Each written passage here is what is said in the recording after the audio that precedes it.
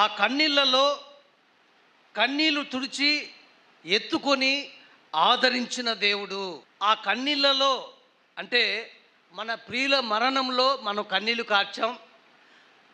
అటువంటి కన్నీటిలో మనల్ని ఆదరించి దేవుడు మనల్ని కాపాడలేదా? ఆర్థిక సమస్యలు మనల్ని చుట్టుముట్టినప్పుడు ఆ డబ్బు కట్టకపోతే మన పరువు పోతుంది, అవమానం జరుగుతుంది అన్నప్పుడు దేవుడు నిన్ను ఆదుకొని ఆ కష్టాన్ని తీర్చలేదా?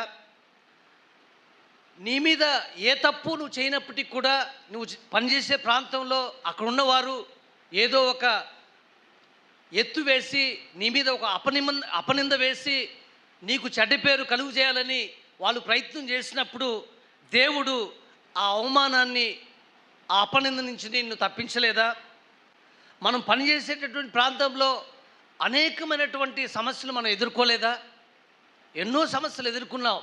ఎన్నో ఒత్తిడులు గుండా, ఎంతో కష్టమైన పరిస్థితుల గుండా, అయ్యో ఈ సమస్య ఏర్పడిందే నా ఉద్యోగంలో, ఏ విధంగా నేను దీని నుంచి బయటికి రాగలను అని కొట్టుమిట్టాడినటువంటి సందర్భాలు లేవా? అయితే ఆ కష్టాన్ని మంచు విడిపోనట్లుగా దేవుడు విడిపో చేయలేదా? పిల్లల భవిష్యత్తు విషయంలో ఎంతో మనం కన్నీళ్లు కార్చలేదా? వీళ్ళకి ఉద్యోగాలు వస్తాయా, వీళ్ళకి వివాహాలు జరుగుతాయా, వీళ్ళ భవిష్యత్తు ఏంటి అని కన్నీరు కార్చినటువంటి సందర్భాలలో దేవుడు మంచి భవిష్యత్తు వాళ్ళకి ఇచ్చినటువంటి పరిస్థితి మనకు కనబడతా ఉంది. కుటుంబ సమస్యలలో భర్తకి, భార్యకి, పిల్లలకు పడినటువంటి ఆ కష్టాలలో, ఆ తగాదాల్లో దేవుడు మనకు నెమ్మదియలేదా?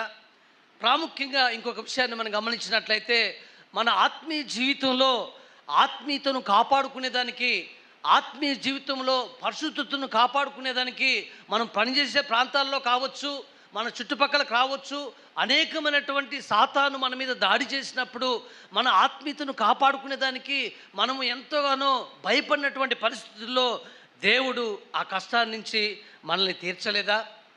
ప్రియమైన సహోదరుడా, ప్రియమైన సహోదరి, ఇంకా చెప్పాలంటే అనేకమైన విషయాలు ఉన్నాయి. ఇంకా మీ వ్యక్తిగతంగా మీరు వెళ్ళినటువంటి అనుభవాలు ఇంకా ఎక్కువగా ఉండొచ్చు. అయితే ఈ కన్నీటంతటి నుంచి, ఈ కష్టం అంతటి నుంచి, ఈ శ్రమ అంతటి నుంచి, ఈ అవమానం అంతటి నుంచి, ఈ బాధ అంతటి నుంచి కాపాడి రక్షించింది ఆయనే కదా. అందుకే యెషయా గ్రంథంలో చెప్పబడినటువంటి మాట, ముదిమి వచ్చు వరకు నిన్ను ఎత్తుకొని వాడను నేనే, తల వెంట్రుకలు నెరవి వరకు నిన్ను ఎత్తుకుని వాడను నేనే, నేనే చేసి ఉన్నాను, చంకబెట్టుకుని వాడను నేనే, నిన్ను ఎత్తుకునుచు రక్షించు వాడను నేనే. ఒక విశ్వాసి, ఆయనకు ఒక కష్టం వచ్చింది, ఒక సమస్య వచ్చింది, ఆ సమస్యతో విలవిలలాడిపోతూ ఉన్నాడు. ఎన్నో ప్రయత్నాలు చేశాడు కానీ సమస్య తీరలే. సరే, నా సమస్య అంతా దేవునికి చెప్పుకుంటానని ఉదయాన్నే లేచి తెల్లవారుచుండగా సముద్ర తీరానికి వెళ్ళిపోయాడు. అప్పుడే సూర్యుడు ఉదయిస్తూ ఉన్నాడు. ఎంతో నిమ్మలగా ఉంది. ఆ సూర్యరశ్మి అంతా కూడా ఆ వాటర్ మీద పడి తలతల మెరుస్తూ ఉంది. అలలు వస్తూ ఉన్నాయి, వెళ్ళిపోతూ ఉన్నాయి. ఆ సముద్ర తీరంలో అలలు వచ్చి వెళ్ళిపోయినప్పుడు అదంతా నున్నగా ఉంటుంది కదా ఇసుక. ఆ ఇసుకలో నడుచుకుంటూ ప్రార్థన చేస్తూ ఉన్నాడు. యేసయ్యా, నాకు వచ్చిన కష్టం చాలా కష్టం, ఎంతో ప్రయత్నించాను ఈ కష్టం నుంచి బయటపడాలని, ఎటువంటి ప్రయోజనం లేకుండా పోయింది, నీవైతేనే నా సమస్య తీరుస్తావని ఆయన కన్నీటితో ప్రార్థన చేస్తూ ఉన్నాడు. ప్రార్థన చేసుకుంటూ నడుచుకుంటూ వెళ్తూ ఉన్నాడు. ఎందుకో వెనక్కి తిరిగి చూస్తే 4 అడుగులు కనబడతా ఉన్నాయి. అప్పుడు అడిగాడు యేసయ్యని, యేసయ్యా, నేను ఒక్కనే కదా నడుస్తూ ఉన్నాను, ఇంకొక 2 అడుగులు కనబడతా ఉన్నాయి, ఆ అడుగులు ఎవరివి అని అడిగాడు. అప్పుడు యేసు ప్రభు వారు చెప్పారు, అయ్యా, నీ కష్టంలో నీవు నడవలేని స్థితిలో ఉన్నావు కాబట్టి నీ చేయి పట్టి నేనే నిన్ను నడిపిస్తూ ఉన్నాను, మరొక 2 అడుగులు అవి నావి అని చెప్పాడు. ఎంతో సంతోషించాడు, ప్రార్థించుకుంటూ వెళ్ళిపోయాడు. ఆ సమస్య తీరిపోయింది, బాగానే ఉంది. కొన్ని రోజుల తర్వాత ఆ విశ్వాసికి మరొక పెద్ద సమస్య వచ్చి పడింది. అది ఎంత పెద్ద సమస్య అంటే ఇంతకు ముందుకు వచ్చినటువంటి సమస్య కంటే ఎన్నో రెట్లు గొప్పదైన సమస్య.